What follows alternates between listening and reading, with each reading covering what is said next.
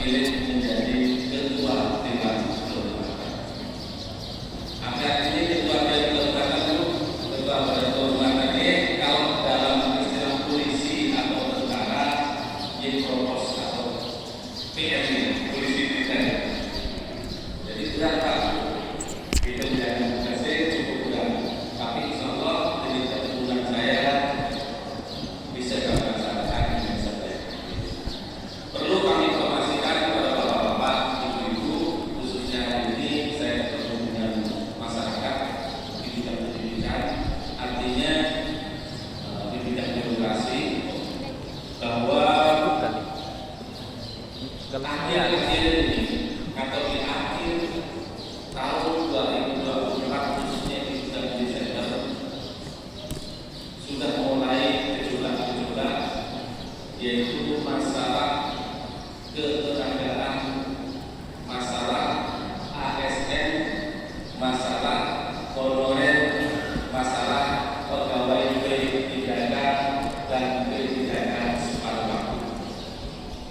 Mumpung ini saya ketemu, akan saya jelaskan sedikit supaya mungkin tidak lama 5 menit Pak, supaya nanti kita semuanya bisa memahami bahwa di dalam aturan ASN Undang-Undang Nomor 20 tahun Undang-Undang Nomor 20 tahun 2014 tentang ASN dan regulasi Undang-Undang Permenkam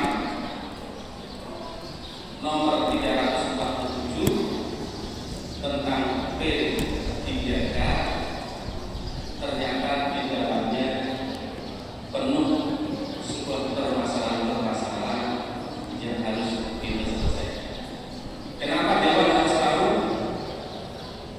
Karena kalau Dewan tidak tahu, OPD yang menjalankan kebijakan itu, misalnya OPD merekrut pegawai yang honor dan lain sebagainya direkrut, kemudian tanpa dasar yang jelas, kemudian ada regulasi undang-undang baru yang eksesnya akan melemahkan tenaga-tenaga yang kita itu tadi atau pemecatan dan lain sebagainya, maka akan menjadi permasalahan yang besar.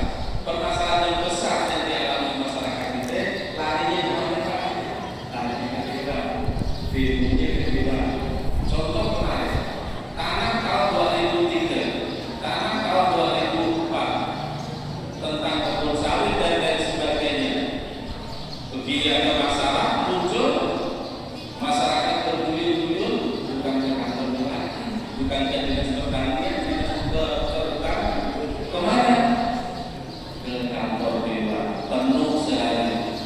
Sampai saya parkir mobil depan takut Pak pindahkan ke belakang. Nah, akhir-akhir itu berapa hari yang lalu itu ada yang lagi viral Pak, bahwa ada salah satu kepala desa kita yang di demo bahkan sampai berusaha dengan aparat dan lain sebagainya. Ini sudah sangat menghasilkan. Ini karena apa? Karena dasar dan aturan yang harus dijalankan tidak jelas. Maka berdasarkan dari kunjungan kerja saya di bulan November di Menpan RD, yaitu tentang pemberdayaan aparatur negara dan reformasi birokrasi, serta di Menteri Dalam Negeri, tim saya, komisi saya telah mempelajari tentang permasalahan-permasalahan khususnya yang menyangkut tentang tenaga honorer kita yang masuk ke dalam P3K.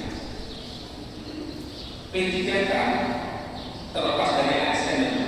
Jadi pegawai P3K ini menurut undang-undang orang yang bisa masuk ke dalam P3K adalah orang yang sudah memiliki database di BKN kurang lebih 2 tahun masa kerja. 2 tahun masa kerja, jadi siapapun yang sudah 2 tahun masa kerja yang cukup, silakan untuk mendaftar P3K. Harus daftar. Walaupun nanti misalnya P3K itu yang dapat 3.000, yang diterima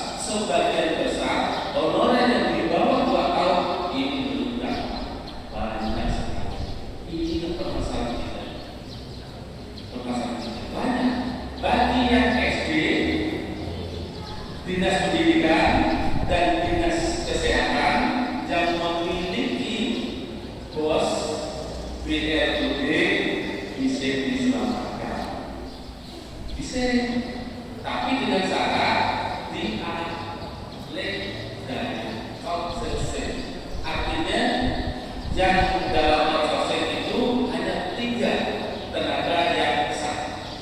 1 cleaning service, tenaga tukang sapu, yang kedua sopir, yang ketiga keamanan. Jadi kalau misalnya ada guru kita yang di kelas kita di SDDT ada 4 orang dan kita pertahankan, maka harus dialih daerahkan. Alih daerahkan kemarin jadikan cleaning service, mau enggak? Dijadikan keamanan, dijadikan sopir. Itu solusinya. Solusi kedua bisa ditanggulangi dengan dana pos kita, tapi ini pun harus ada pembatasan. Pembatasannya apa yang sesuai dengan ajang, dan tidak semau-maunya. Karena ke depannya kalau kita semau-maunya menurut pegawai tanpa dasar undang-undang dan aturan, akibatnya apa? Akibatnya kalau ada temuan kita yang mempertanggungjawabkan, ini yang benar. Maka saya berharap kepada instansi informasi, mudah-mudahan nanti bisa dikembangkan, bisa ditambah kurangi dengan PKD dan lain sebagainya. Tapi kita harus punya konsekuensi. Artinya punya konsekuensi, kalau mau mencari tenaga, hati-hati, harus ada dasarnya, harus ada tindak lanjutnya. Bagaimana tenaga itu kita rekrut, dasarnya apa, dan apa yang harus kita berikan kepada mereka.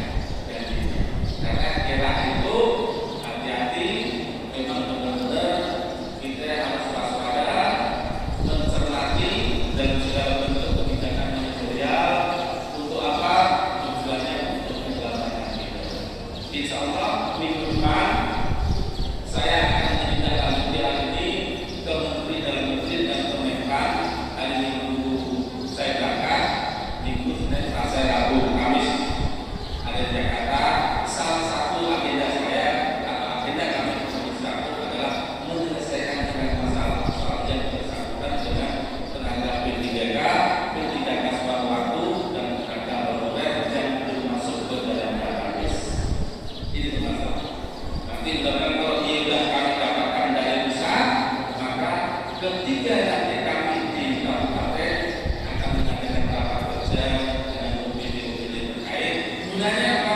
Gunanya adalah untuk mengambil sebuah kebijakan yang sebaik itu. Jangan sampai kita ceroboh. Karena apa? Karena kita ceroboh, Pak, zaman sekarang kita saya wanti-wanti itu apa itu permasalahan di dalam birokrasi. Kalau tidak ada dasar, tidak ada undang-undangnya, siap-siap kita untuk berurusan dengan hukum. Ini yang perlu kita waspadai. Baik, Bapak-bapak, Ibu-ibu, mungkin ini yang perlu kami sampaikan. Karena tujuan pemerintah tidak lain dan tidak bukan kenapa harus ada aturan ini, kenapa harus ada undang-undang ini. Tujuannya adalah untuk menertibkan aparatur negara kita. Jadi jangan sampai nanti, anak saya keluar dari sekolah, titipkan sini, titipkan sana. Pertama bunyinya titipkan. Kelas sudah 2 bulan, Bu, kami datang cek bulan bensin bulan. Ujungnya tidak beredar carikan dikirim. Jadi terbuka tidak perlu. Karena kemarin berdasarkan kaji banding saya yang ada di Pontianak, mereka memang perlu komitmen, perlu sebuah konsekuensi di sebuah institusi agar untuk merekrut pegawai ini ada dasar, ada undang-undang. Supaya apa? Itulah tujuan tadi, penertiban pemberdayaan tenaga kita dengan sebaik-baiknya. Baik, Bapak Ibu yang saya hormati, kurang lebih bisa maaf. Saat ini wabillahi hidayah. Assalamualaikum warahmatullahi wabarakatuh. Terima kasih